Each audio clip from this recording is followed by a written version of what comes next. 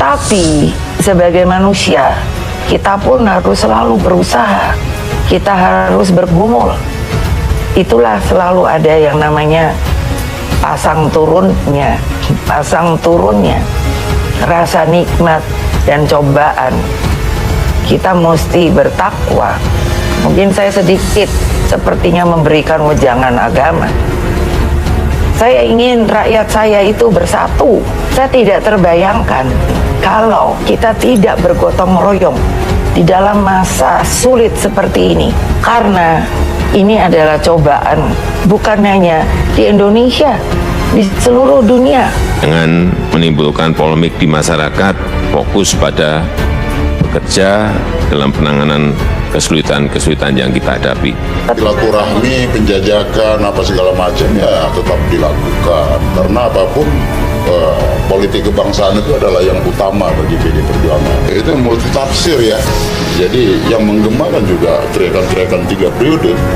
Jadi kita nggak mau komentarin itulah, karena apapun sikap politik PD Perjuangan itu terkait calon presiden dan calon wakil presiden ada pada Ibu Ketua Umum PD Perjuangan, Ibu Megawati Soekarno Putri, seperti itu. Jadi tidak perlu lagi berpolemik atau berprasangka yang menimbulkan kegaduhan di ruang publik yang saat ini justru sangat kontraproduktif bagi bangsa dan rakyat dalam menghadapi tantangan yang ada. Presiden Jokowi punya peluang kudeta dan gulingkan Megawati, sang putri PDIP. Rumor Presiden Jokowi yang memiliki peluang kudeta Megawati pakai bikin geger dan heboh pada tubuh PDIP. Terdapat sosok Megawati yang sudah menjadi tiang, sosok kekuatan partai benteng. Namun, Megawati kekuatan Jokowi juga harus perlu diperhitungkan.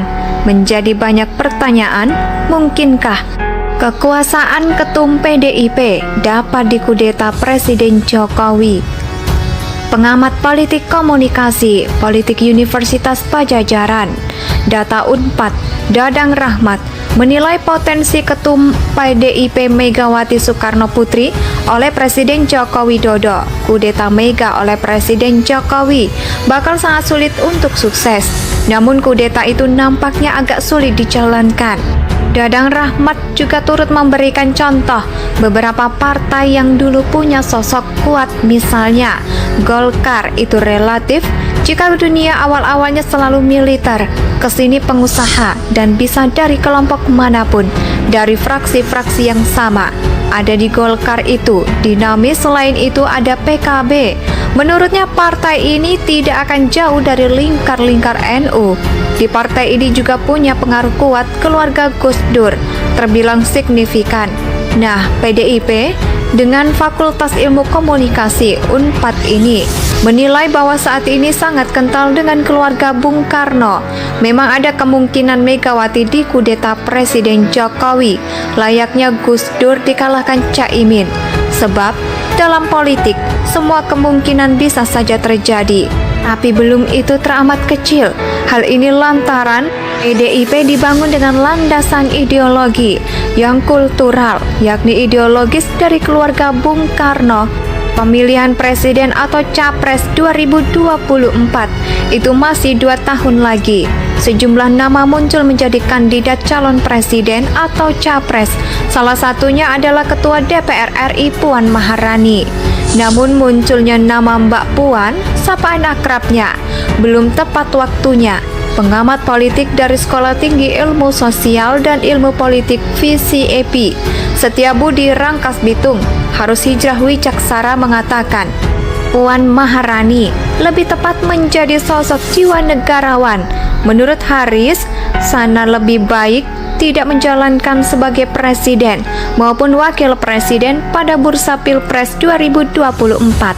Alasannya pun masuk akal, hingga saat ini rating elektoral pun dari hasil berbagai lembaga survei antara 2,6 sampai 31% saja.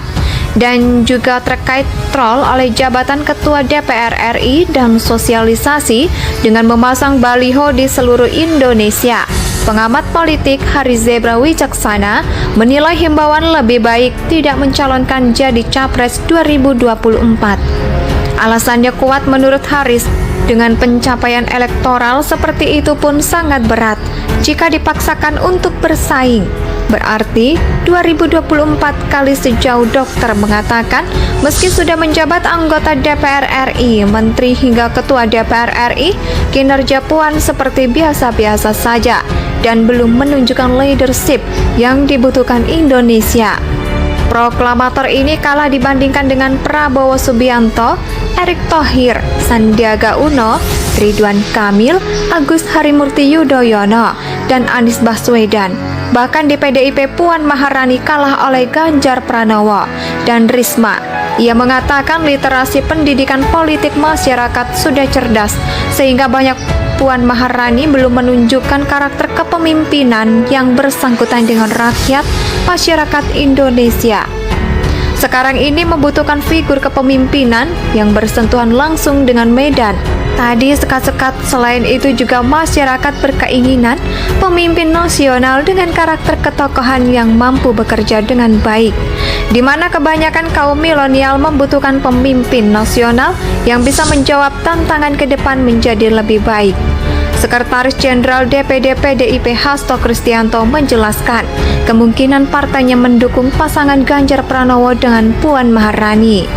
Meskipun penilai dia itu sudah sekedar usulan tim relawan dan juga komunitas, Hasto menutup kemungkinan dua itu.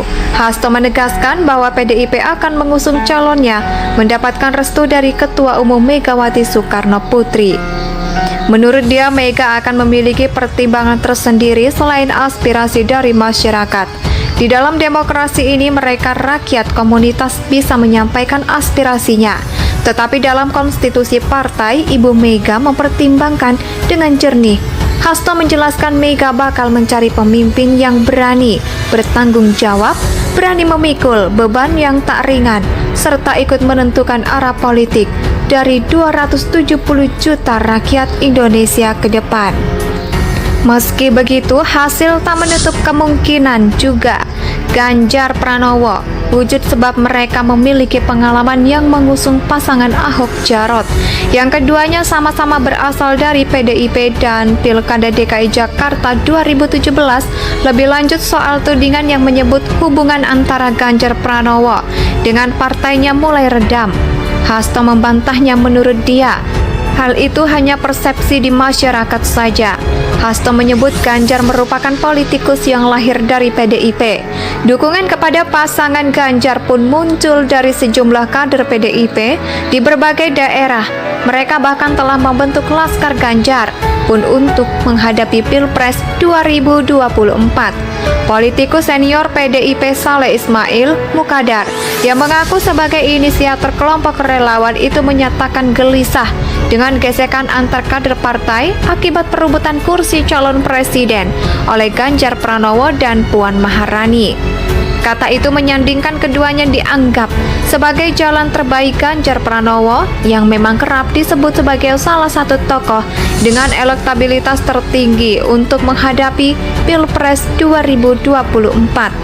Sementara Puan hanya menjabat sebagai Ketua DPR RI, elektabilitasnya masih berada jauh di bawah Syiar. Sebagai sendiri merupakan satu-satunya partai yang bisa mengajukan calon presiden dan wakil presiden secara mandiri. Pasalnya, partai berlambang banteng itu telah memenuhi presidential threshold, memenuhi undang-undang pemilu yaitu 20% dari kursi DPR RI. Dengan begitu, mereka disebut bisa saja mengajukan Ganjar Pranowo dan Puan Maharani sebagai pasangan calon presiden dan wakil presiden pada Pilpres 2024.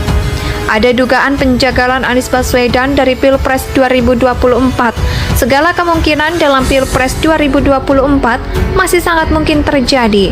Berbagai kemungkinan itu masih akan terus berubah seiring mulai terbentuknya poros koalisi pengamat politik dari Universitas Al-Azhar Indonesia. Ujang Komarudin menuturkan bisa saja ada 3 poros koalisi untuk menuju 2024, yakni PDIP, Gerindra, PKB, Golkar, PAN, dan PPP. Indonesia Bersatu dan Nasdem Demokrat, PKS Anies Baswedan gampang terjaga karena tak punya partai atau justru nantinya hanya ada dua poros koalisi yakni PDIP dan Gerindra, Golkar dan PKB. Gerindra akan mengusung Prabowo Subianto dan Puan Maharani, di mana poros Golkar, PAN, PKB, Nasdem akan mengusung Ganjar Pranowo.